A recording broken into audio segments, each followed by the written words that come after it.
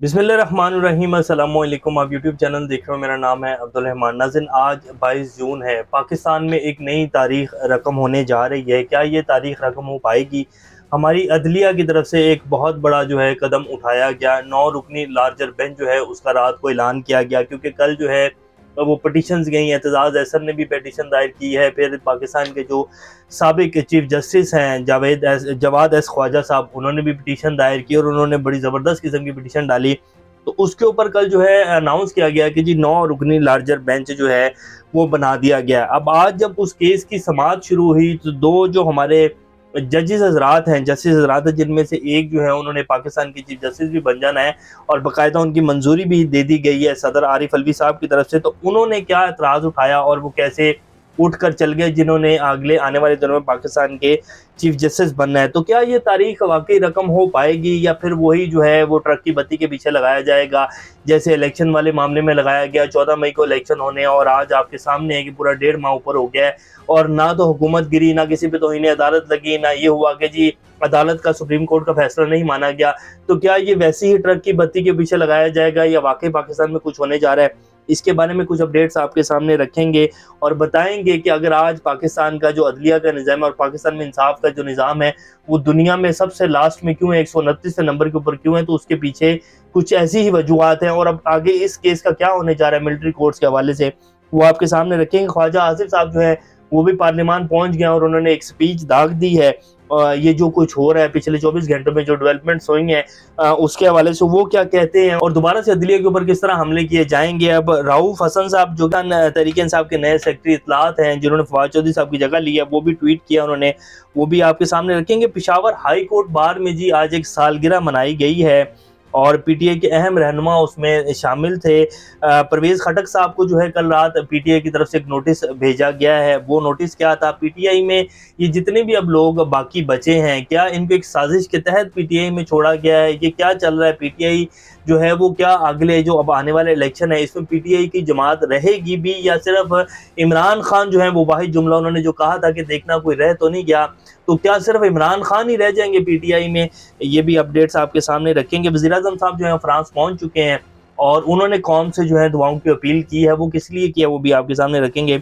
इससे पहले अगर आप लोगों ने चैनल को सब्सक्राइब नहीं किया तो रेड बटन को प्रेस कर लें और बेल आइकॉन को भी प्रेस कर लें ताकि लेटेस्ट अपडेट्स आप लोगों को मिलती रहें। ये जो हमारा ताल्लुक है ऐसे ही जुड़ा रहे। सबसे पहले जी बात कर लेते हैं कि चीफ जस्टिस उमर अताब बंदयाल साहब, जिनके अब दिन जो है वो पीछे थोड़े ही रह गए हैं, उन्होंने फिर उतर जाना है सीट से और फिर नए चीफ जस्टिस साहब जो हैं जस्टिस काजी फाइज ईसा साहब, जिनकी मंजूरी जो है वो रात को दे दी गई है सदर आरिफ अलवी साहब की तरफ से, तो वो चीफ जस्टिस बन जाएंगे।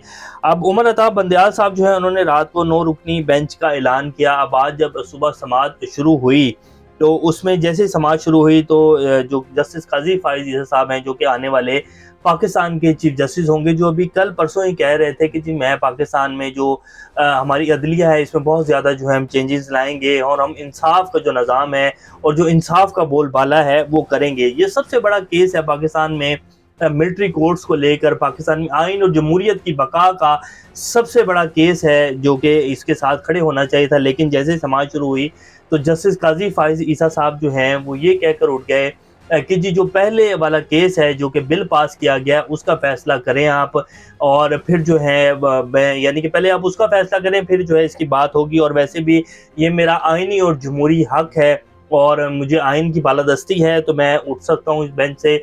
मैं इस बेंच का हिस्सा नहीं बनूंगा। ये पाकिस्तान के अब आने वाले दिनों में चीफ जस्टिस ऑफ पाकिस्तान हो गई, जो कि 25 करोड़ आवाम को इंसाफ दिलाएंगे। और मिलिट्री कोर्ट्स का जो सबसे बड़ा केस है जिसमें ये तय होना है कि पाकिस्तान या आइन के तहत चलेगा या जिस तरह पाकिस्तान डंडे के जोर के ऊपर चलाया जा रहा है इस तरह चलेगा, यानी कि जिसकी जो मर्जी होगी वो कानून नाफिज कर दिया जाएगा और उसके बाद जो है पाकिस्तानी आवाम को चक्की के उसमें से जो है निकाला जाएगा। तो अब यही हिसाब बना हुआ है जी मिलिट्री कोर्ट से। जब पाकिस्तान का आइन इजाजत ही नहीं देता, पाकिस्तान के आइन में तरमीम ही नहीं की गई, तो फिर आप कैसे जबरदस्ती जो है मिलिट्री कोर्ट्स लगा सकते हैं? वो कैसे, कौन से जजेस होंगे, कहाँ मिलिट्री कोर्ट्स लगेंगी? क्या कोई उसमें वकील जाके दलाइल भी देगा?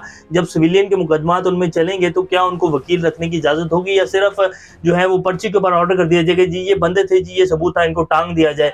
ऐसे कैसे हो सकता है? जब आप किसी दूसरे बंदे को अपना केस ही लड़ने की इजाजत नहीं देंगे तो कैसे आप इंसाफ के मुताबिक फैसला कर सकेंगे? तो सबसे बड़ा केस था, उसके ऊपर जो हमारे आने वाले चीफ जस्टिस साहब हैं उन्होंने माजरत कर ली है और वो उठकर चले गए हैं। तो बेसिकली उन्होंने हुकूमत का साथ दिया इसके ऊपर भी, क्योंकि हुकूमत ने भी अब यही मौक़िफ़ अपनाया है कि जी ये जो अदलिया है वो दोबारा से पार्लियामेंट की जो है वो तौहीन कर रही है और पार्लियामेंट के जो मामलात हैं उनमें मुदाखलत कर रही है।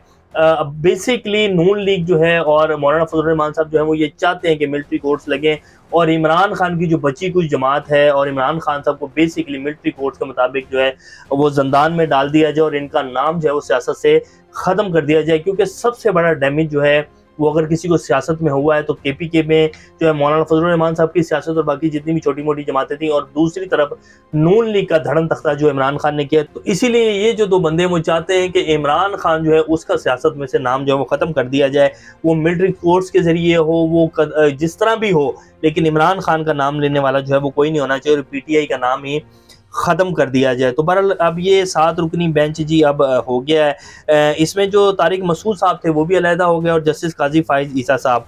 अब ये भी बातें हो रही हैं कि जब समाअत अभी तक शुरू हुई नहीं है, दोबारा जब समाअत शुरू होगी तो जस्टिस काजी फाइज ईसा साहब के अभी और भी कुछ लोग हैं बेंच में इसमें शामिल, तो शायद वो दोबारा कहेंगे जी हम भी इस बेंच का हिस्सा नहीं बनते। तो अब देखते हैं ये कहानी कहाँ जाके रुकती है। दोबारा 1 या 2 जजेस रह जाएंगे, जैसे वो इलेक्शन वाले मामले में हुआ था, 14 मई का जो फैसला आया और इलेक्शन का जो समाअत सारी हुई उसमें भी पहले 5-6 जजेस थे, बाद में टूटता टूटता वो 3 रुकनी बेंच के ऊपर आ गया।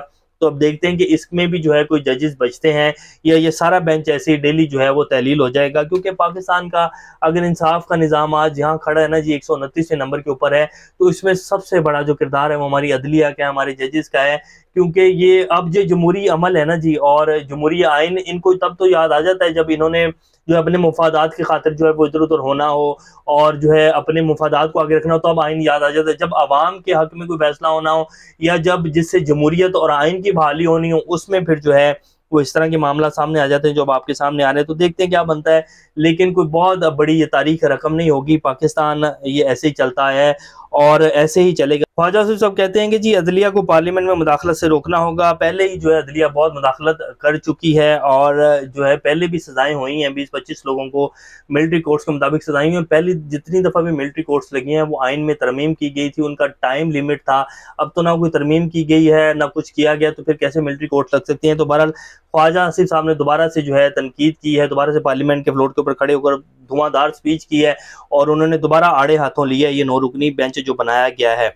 और जो अब पीटीआई के सेक्रेटरी साहब हैं वसन साहब, उन्होंने कहा कि today is a defining day in the judicial history of Pakistan as a 9 member bench of the supreme court hear petition challenging the constitution of military courts. वो कह रहे हैं जी एक तारीखी दिन है, ये पता नहीं कितने की दफ़ा जो है ऐसे तारीखी दिन आ चुके हैं।